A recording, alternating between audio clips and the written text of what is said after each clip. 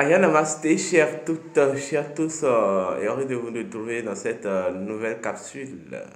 Alors oui, bienvenue sur la tribune de connaissances véritables, la connaissance authentique.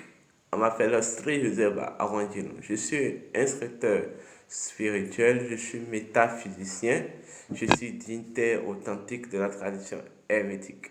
Alors, aujourd'hui, nous allons aborder dans notre capsule un thème important qui est la suite en réalité de, de notre émission précédente. D'abord, avant de commencer, je tiens à dire à tout un chacun, vous qui me suivez, abonnez-vous. Abonnez-vous à notre chaîne, likez la vidéo, partagez la vidéo. Si vous avez des questions, posez-les en commentaire. Le thème de ce jour s'intitule Partie 2, le code de la gémellité universelle et la quadrature du cercle. Le code de la gémellité universelle et la quadrature du cercle. Alors, avant de commencer, je venais ma voix autour les légions de forces qui constituent un certain équilibre naturel en moi, passe par ma voix pour vénérer la divinité des jumeaux. En fait, base inhérente à tout équilibre vibratoire. Oui, base inhérente à tout équilibre vibratoire. Lorsque vous observez l'univers dans lequel nous sommes, vous allez constater que les choses et les éléments reproduisent une réalité en fait antérieure. Il s'agit de la réalité de l'englobant tout. Toutes les choses produisent une réalité antérieure, la réalité de l'englobant tout. Un principe de la spiritualité ancestrale dit ceci. Rien ne se fait, rien ne se crée tout ce temps, car rien n'est nouveau sous le soleil. Si rien n'est nouveau sous le soleil, et que rien ne se fait, rien ne se crée, et que vraiment, véritablement, tout se transforme, eh bien oui, ce que nous observons dans la nature, dans notre monde, tous les éléments, toutes les interactions ne sont que des reproductions cycliques ou des répétitions cycliques du jeu divin. Lorsque vous êtes au cœur de la nature, vous devez savoir que vous vous retrouvez dans un champ, vous voyez, qui sert de réceptacle à l'exercice de l'équilibre divin. Oui, la nature est un champ qui sert de réceptacle à l'exercice de l'équilibre divin. L'englobant tout, c'est cette réalité-là qui est 3 fois grand. Oui, c'est la plus grande source. C'est la source dont rien, en fait, ne peut égaler. Mais en même temps, c'est la source qui s'est subdivisée en plusieurs courants. Je répète, c'est la plus grande source, c'est la source auquel rien ne peut égaler. C'est la source qui s'est subdivisée ou émanée en plusieurs sous-dimensions. Vous comprenez? C'est ça qui corrobore le concept de Mao dans la tradition africaine authentique. Vous voyez? Donc, lorsque vous êtes en face de l'englobant tout, cette manière de parler, la langue française nous oblige à évoluer sous cette forme-là. Lorsque vous vous retrouvez au cœur, en face avec l'englobant tout, vous devez savoir qu'en fait, Vous êtes devant une réalité dont à cet instant précis, le principe inhérent en est le principe de la valeur absolue, qui stipule tout simplement une chose. La somme des parties du tout n'est pas égale au tout, n'est pas égale à la totalité du tout. La somme des parties du tout n'est pas égale, la somme des parties du tout n'est pas plus grande que la totalité du tout. C'est impossible. C'est comme si vous preniez une chambre debout et vous dépiècez la chambre, mur et clôture, je vais dire brique par brique, tôle par tôle, tuile par tuile, etc., élément par élément. Vous mettez ça ensemble. Vous partagez avec moi que vous ne retrouvez pas les mêmes épaisseurs, les mêmes quantités d'éléments de construction avec. Vous n'allez pas en fait retrouver, lorsque vous les mettez tous ensemble de façon déversée, ça ne va pas donner exactement la chambre dans son architecture. Ça veut dire que c'est ces éléments qui ont contribué à la construction de la chambre.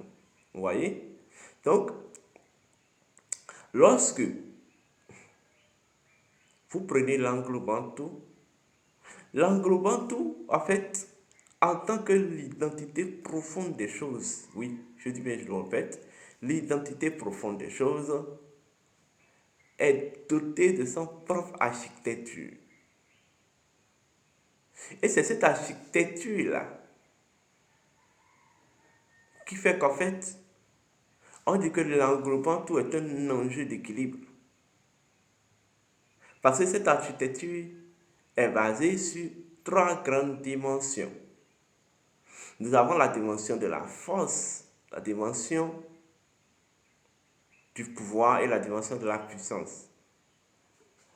La dimension de la force signifie tout simplement que, en fait, l'englobant tout est tout simplement une identité de bienveillance, vous voyez, de tout.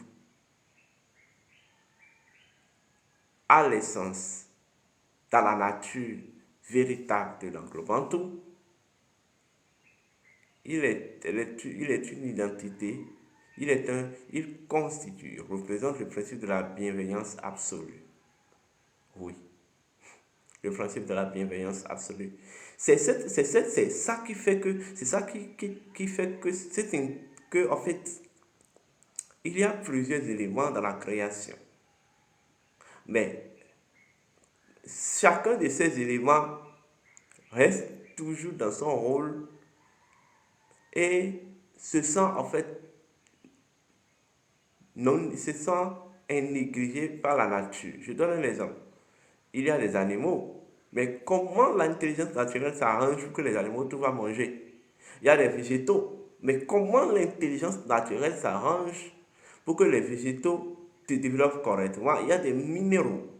Comment l'intelligence naturelle s'arrange pour que les minéraux, en fait, qu'il ne manque pas de minéraux et qu'il y ait toujours reproduction continuelle de minéraux dans la nature?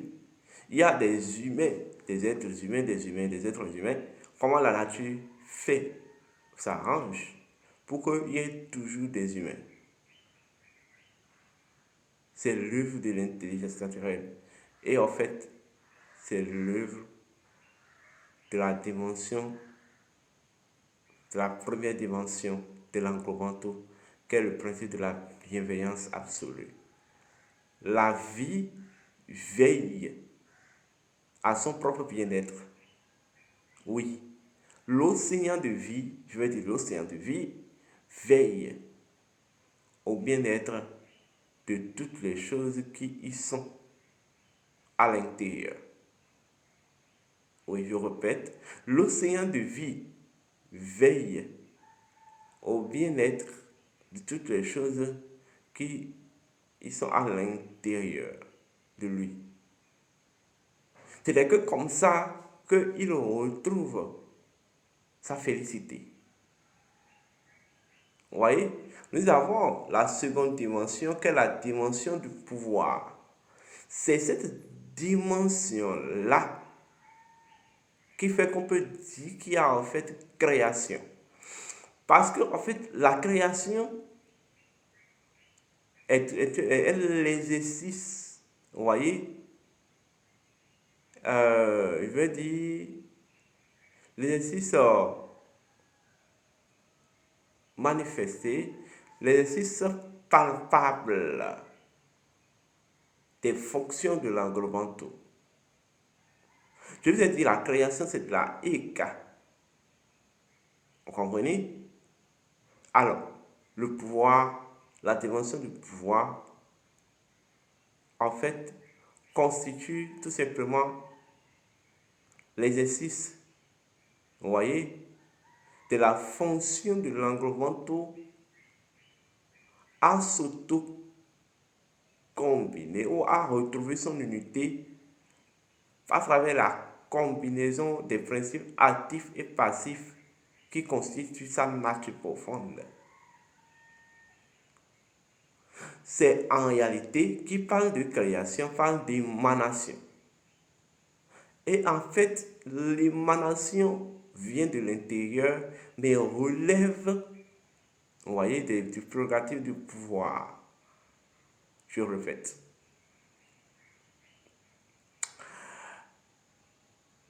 Lorsque on parle, en fait, la création, qui parle de création, parle de l'émanation. L'émanation relève de l'intérieur. Vous voyez? Et constitue l'exercice du pouvoir. Donc vous devez même savoir que le véritable pouvoir vient de l'intérieur. Le véritable pouvoir est intérieur. En fait, le véritable pouvoir puise sa lumière de la force qui est intérieure. Vous comprenez? Et nous avons la puissance. La puissance, c'est constitue les taux vibratoires. Comprenez? D'une force qui s'exerce à travers le pouvoir. Ou une force, en fait, qui se manifeste, qui s'est mise dans un processus d'activité par le biais du pouvoir. Parce qu'en fait, la force absorbe toujours le pouvoir. Donc, la puissance, c'est tout simplement la mise en exponentialité du taux vibratoire d'une force en plein exercice du pouvoir. Parce qu'en fait, lorsque la force exerce le pouvoir, c'est plus, en fait, noble que lorsque le pouvoir cherche à s'exercer. Parce qu'en fait, lorsque le pouvoir cherche à s'exercer, inévitablement, il vous conduit dans le piège de la possession de pouvoir. Mais lorsque la force exerce le pouvoir, alors cela en fait, vous amène fait ce que je vais appeler l'illumination. Vous voyez? Les gens peuvent se demander, qu'est-ce que tous ces détails, en quoi tous ces détails ont une relation avec les jumeaux? Je vous ai expliqué que quand on parle des enfants jumeaux, c'est un enjeu de puissance. Parce que ce sont des êtres qui ont reproduit le processus de la création, qui ont reproduit en fait le schéma de la puissance première entière. Parce que lorsque deux principes de même nature s'unissent, cela produit le pouvoir, cela produit la puissance. Et qu'en réalité, les âmes sont, quoi qu'on dise, les principes de même nature. Lorsque deux ou plusieurs principes plutôt, donc les âmes, lorsque deux ou plusieurs âmes s'unissent pour s'incarner de façon jumellaire, voilà, jumellaire, on le dit ainsi, eh bien oui, cela constitue de la puissance. Voilà pourquoi ils sont vénérés. Vous voyez? Maintenant, dans la nature du principe de la gémellité, on parle essentiellement aussi de la quadrilatère du cercle, ou la quadrilatère du cercle, ou la quadrilatère du cercle. En fait, le principe de la gémellité concilie deux pôles, le pôle de l'esprit et le pôle de la matière. En fait, ce sont les deux éléments essentiels de l'aumône divin, en fait, de l'équilibre. Mais au même moment, en fait, la divinité des jumeaux, l'un de ces symboliques essentiels, c'est Hotep. Parce que Hotep est la réconciliation entre les testicules de Seth et l'œil d'Horus, les yeux d'Horus, l'œil d'Horus. Vous allez constater qu'en fait, l'œil d'Horus, vous voyez, représente l'énergie spirituelle. Et les testicules de Seth représentent l'énergie sexuelle. Et l'énergie sexuelle qui est en fait dans l'énergie sexuelle a une nature, je vais dire, euh, elle a une nature matérielle. L'énergie sexuelle, c'est d'équilibre à l'énergie spirituelle. Mais l'énergie spirituelle, en fait, c'est d'ascension. C'est en fait de plénitude et d'illumination à l'énergie sexuelle et vice-versa. Vous comprenez? Donc, en fait, quand on parle de la gémellité, on parle de la divinité des jumeaux, c'est un mécanisme cosmique qui reproduit Hotep, qui représente le schéma de Hotep. Oui. Mais en réalité, lorsque nous rentrons dans la géométrie sacrée, un principe stipule ceci. Le point nulle part, la circonférence partout. Le point nulle part, la circonférence partout. En fait, cela énonce le principe premier de l'œil d'Horus. Cela représente le principe premier de l'œil d'Horus. Parce qu'en fait, l'œil d'Horus, lorsque vous observez même la géométrie de l'œil d'Horus, c'est un point en fait étoilé. Et qui parle du point, parle de l'esprit. Qui parle de l'esprit, parle du cercle. Et qui parle du cercle, parle en même temps du tout. Vous comprenez? Le tout. Le cercle représente l'intelligence de l'être, l'intelligence de la transcendance ou l'intelligence universelle. Vous comprenez? Et en fait, quand on parle des testicules de Seth, vous allez constater que lorsque vous découpez, lorsque vous, en fait, vous fusionnez les testicules, c'est vrai, ça va donner en gros quelque chose, mais bon, lorsque vous les décomposez, vous allez obtenir un carré. Et en fait, qui parle de carré, parle de la canalisation des énergies. Le carré représente la canalisation.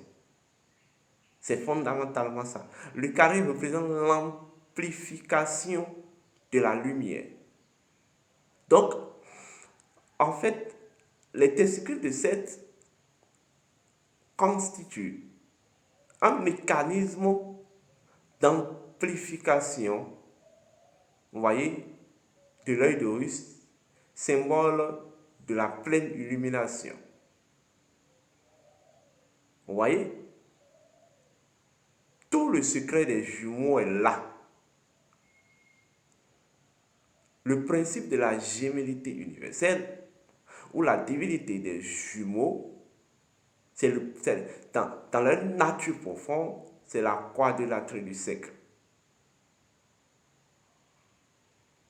Le cercle qui représente l'intelligence universelle. Voilà le pourquoi en Afrique, cette divinité ça s'appelle les Théoumons, c'est-à-dire l'intelligence, les dieux de l'intelligence absolue. Vous voyez, les dieux de l'intelligence absolue. Et vous allez voir que c'est souvent représenté par aussi le singe dans d'autres régions, ou dans toutes les régions d'ailleurs. Voilà pourquoi le singe est un animal totem. C'est vrai qu'il y a des gens dans notre monde qui mangent de la viande du singe. Mais bon. Mais lorsque vous prenez le carré est un canal de manifestation, un canal d'exercice de l'intelligence divine ou de l'intelligence universelle. Voilà pourquoi, en fait, le carré est toujours au cœur du cercle. Parce qu'en fait, l'intelligence universelle, c'est quelque chose qui permet le fonctionnement de l'univers et du cité. En fait, de la réalité cosmique, entre griffes. Mais pour correctement interagir, il a besoin d'un canal. Vous comprenez? D'un canal. Donc, le carré symbolise le canal. Le cercle symbolise l'intelligence universelle. Vous comprenez? Les deux unis symbolisent le principe de l'absorption de l'esprit par la matière, de la matière par l'esprit. Parce qu'en réalité, l'esprit symbolise aussi la force. Vous comprenez? L'esprit symbolise la force. Inévitablement, pouvoir et puissance vont retourner à la force. Voilà pourquoi vous verrez le carré au cœur du triangle. Ce qu'on appelle le mariage divin. C'est ce qu'on appelle la géométrie de la des jumeaux. La quadrilatère du cercle. Oui. C'est en cela qu'il constitue, cette divinité constitue un grand mystère. Donc, dans la cérémonie des jumeaux, il s'agira de reproduire la quadrilatère du cercle, de reproduire le mécanisme cosmique de la quadrilatère du cercle.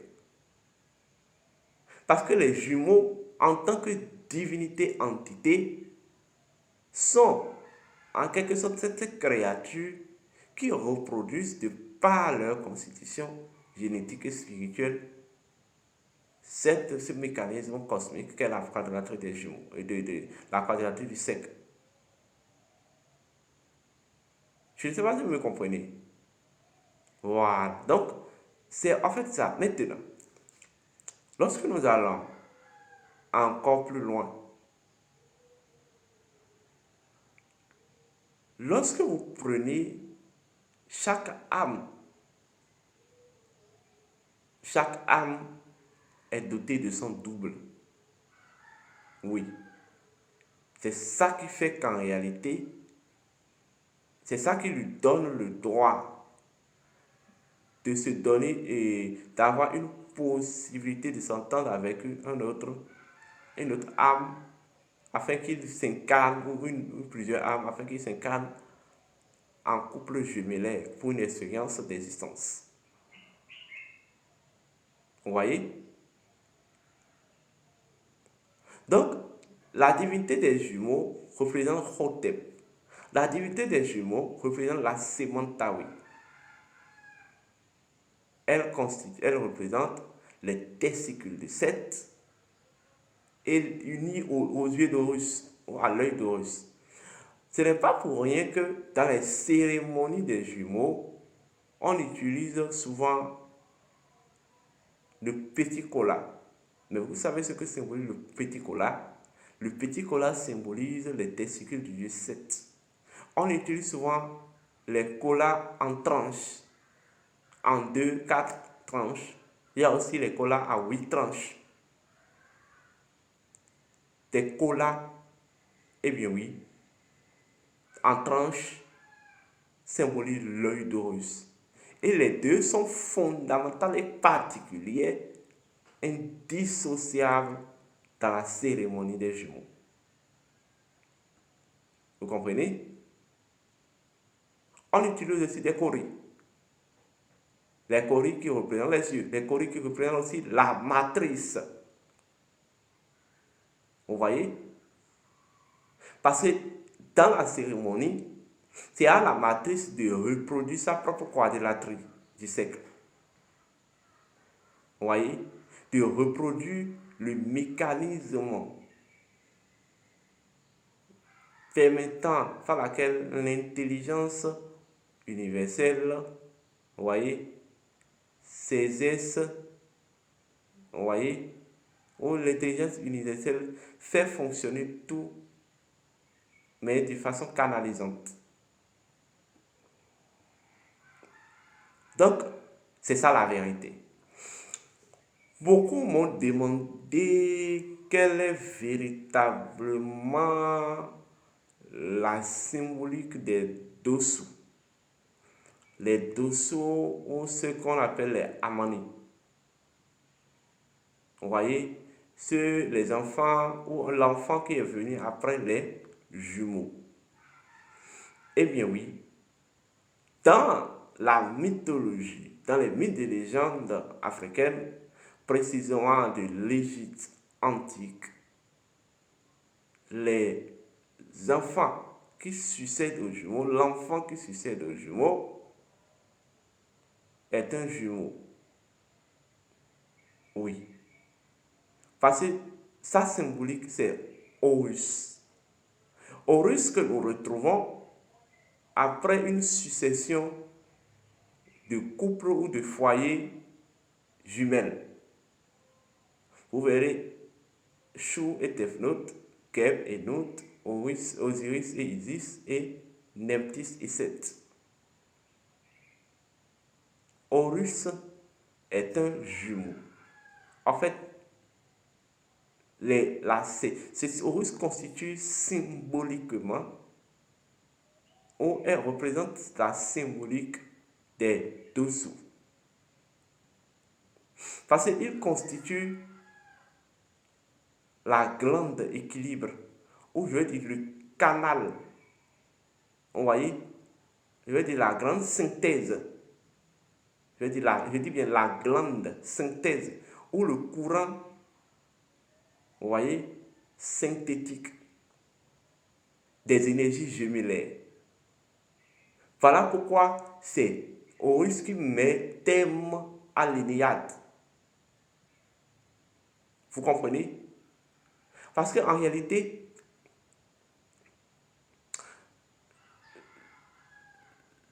les dessous, ou en fait, l'enfant qui succède aux jumeaux, qui vient après les jumeaux, porte en lui l'énergie, la vibration des jumeaux, mais en fait la garde dans une forme d'équilibre, dans une forme synthétique et équilibrée. Donc, le dessous, l'harmonie, ou je vais dire l'enfant qui vient après les jumeaux est le point d'appui, le point d'équilibre, vous voyez, de cette énergie cosmotellurique appelée les jumeaux. Ça veut dire qu'en fait, lorsqu'il n'y a pas l'enfant qui vient fermer le trou des jumeaux, il y a encore déséquilibre. Cela répond au principe de la loi, au principe de la loi de la polarité plus 1. C'est ça le principe premier des dessous. Le principe premier de l'enfant qui succède aux jumeaux. La loi de la polarité plus 1. Vous voyez? Les pôles doivent inévitablement retrouver leur équilibre. Cela c'est exigé en Afrique. Mais étant donné que ils représentent le point d'équilibre des jumeaux, ça veut dire qu'en fait, ils portent en eux, ces enfants, la vibration des jumeaux. Donc, à partir de ce moment, ils sont considérés aussi comme des jumeaux. Donc, Horus, vous voyez, c'est le jumeau unipolaire. Vous voyez? Parce qu'il est la forme synthétique d'Osiris et d'Isis. Oui. Horus est la forme synthétique d'Osiris et Isis. Donc, on va dire que Horus est la forme synthétique, vous voyez, des jumeaux. Autrement dit, lorsque vous prenez Horus et vous estipez, en fait, Horus ne peut pas être Horus sans Isis et Osiris. Horus ne peut pas être Horus avec Isis seul, ni avec Osiris seul. Il faut les deux. Voilà le pourquoi on dit que Horus est l'aumône d'Osiris et d'Isis. Horus est l'aumône d'Osiris et Isis. C'est comme si le Ida et le Pingala, le Sushumna représente le canal d'équilibre de Ida et de Pingala. Vous voyez? Où je vais parler du caducée des messes. Donc, en Afrique, dans la spiritualité ancestrale, dans la tradition hermétique, les enfants qui viennent après les jumeaux, l'enfant qui vient directement après le jumeau, est considéré comme tout simplement un jumeau. Parce il est le point d'équilibre d'un foyer jumelle. Tout comme ça symboliquait Horus. Vous voyez? Donc le principe premier de cette forme de jumeau, c'est la loi de la polarité plus 1. Oui, je sais qu'il y aura des questions selon lesquelles les enfants qui viennent, qui succèdent à deux autres enfants de même sexe, pas forcément jumeaux, hein, deux autres enfants, ils viennent après deux naissances du même sexe. C'est-à-dire, on les appelle les mensans. Vous voyez? Bon, les insans et autres là, les enfants les troisièmes en fait, les troisièmes enfants consécutifs du même sexe, c'est aussi des jumeaux. Mais en son temps, je vais vous expliquer que représente cette forme de jumeaux là, cette forme de divinité jumelle. Comme je vous l'ai dit, actuellement au Temple des Dômes, nous avons déjà lancé les cérémonies, et les services des cérémonies des jumeaux. Tous ceux qui sont dans ce cas, vous pouvez nous contacter pour souscrire à ce service et autres. Pour toute autre information complémentaire, vous pouvez composer le plus 229 66 26 34 56, le plus 229 68 53 96 60. Portez-vous bien avec Hotep. Merci.